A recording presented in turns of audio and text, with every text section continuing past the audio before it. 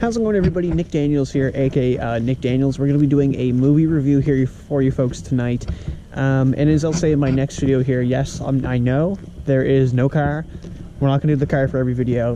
We're going to keep it original. We're going to keep walking.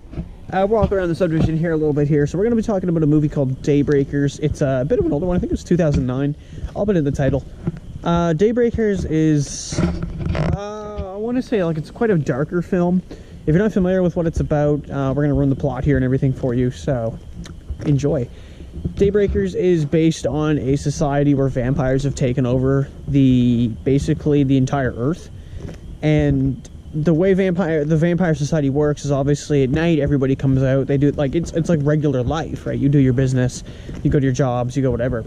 And the problem that's faced right away in the movie, like they pretty much put it right out there. Actually, I think it was because a couple of the news shows you see in the background is the blood supply of humans was dipping. I think they were down like dramatically at the point that you see. So basically they have humans that are just cattle, right? That are just that are basically just hung up, and they just sit there and draw their blood like all day long, all day, every day.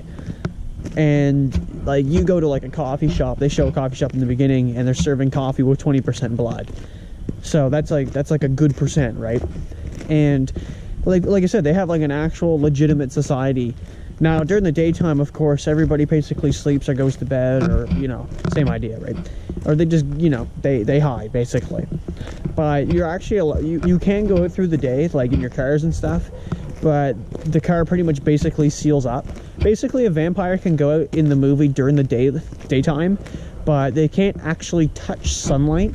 So for example, there's one point our main character Ed will go under a tree and he's fine as long as he's standing underneath of the tree because it's shade, right? He's not in direct sunlight. Now the whole movie is based off, again, like the fact that this society is crumbling, and there is a refugee of humans that are still out there. They're still running, which eventually they end up getting caught, which kind of sucks. And one of them is our main antagonist's daughter, which is at the head of this company, which is trying to find a replacement for the blood, like a substitute, something that they could produce themselves and live and survive. Because obviously vampires, like as far as I think the movie was concerned, they're immortal. Like they're living forever with no pulse. And he's also Ed's boss, and they also they control the human cattle. They basically everything, right? I think maybe some other companies might. Throughout the movie, though, like I said, you're going to see a lot of things where at one point they actually drag out a bunch of the vampires and kill them. So they basically attach them to a chain and out to a Hummer, and the Hummer drags them out in the sunlight and kills them. That's later on in the movie. Why they do this and what was so cool about it was when I mentioned the caravan of people. The main antagonist, so again the head of the company, his daughter is human and she's in the group. She gets Ed's brother to turn her, so he bites her in the neck. Like basically it's pretty fucking bloody, actually. Like a lot of times they do that, there's blood flying everywhere. And she turns, but what she does is she's basically starving herself. She doesn't want to be a vampire. And at the end of that scene, or that side story, it's kind of fucking disgusting, is what a lot of the vampires will turn out to be, and you'll see a little bit in the film, is once they haven't fed for so long, they basically go like feral, and they start getting like deformities. So like one of them like grows basically wings. Needless to say, I don't know if they can actually fly, but they seem to get like monster strength. And yeah, like I said, they have like zero instinct or like functionality of the brain is basically the prime focus of that point is for blood. And I think they actually do self wounds too, so they were biting themselves and getting their own blood, which just develops the mutation further. So kind of the point of the story there is the daughter starts to kind of get that phase going. She's not quite there, but you can tell like she's definitely like her skin's all fucking starts getting beat up, and like the ears start getting a little spiked. And so she ends up joining the Hummer crew, and they take her out and burn her as the brother watches. So the brother's actually in the military at this point in the movie. And him and the... We're going the other way. There's a guy walking a dog. One second.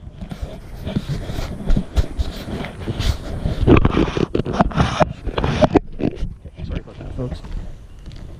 There's a fella right in front of me on a bike. There's a guy behind me with a dog. We gotta get out of here. But like I said, it's kind of cool that again the daughter gets killed, and you really feel it like she still has at that point those people that are getting dragged out with the Hummer, they still have a bit of their personalities left, but like you can tell they're kind of withering away. So she was pretty much fucked anyway. And the people that are getting dragged out are the poor. The richer people are still surviving because they can afford the blood, which obviously jumps in price. But near the end of the movie, they say they have some substitute available in like 2 days. But Ed ends up finding a group of humans, and they actually find a cure, which is sunlight. So apparently exposing yourself to the sunlight for a period of time, which normally would kill you, but if you do it quick enough and then put out the fire immediately, apparently it will convert them. And also the cure of that is getting that person's blood. So vampire, so originally was a human, turned to a vampire, converted to a human through the sun technique, and then taking their blood will actually convert them back. So it turns out that way that the brother ends up turning back to a human, and he ends up dying. He gets ripped apart by the army, actually, and the army is all starving, right?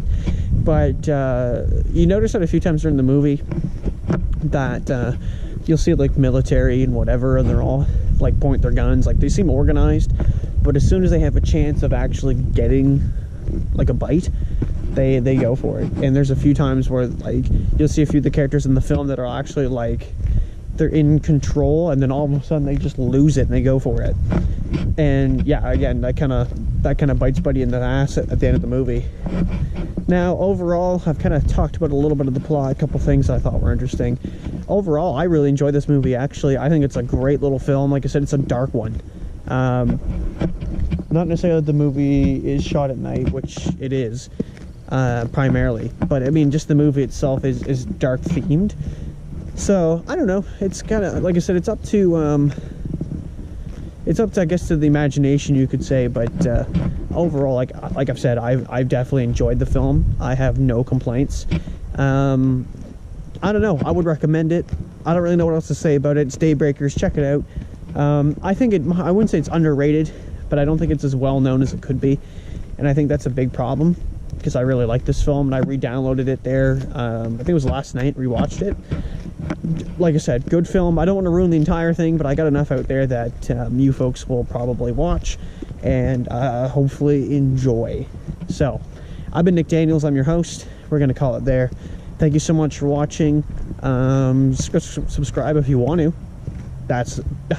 It's free. And we'll see you in the next one. Cheers.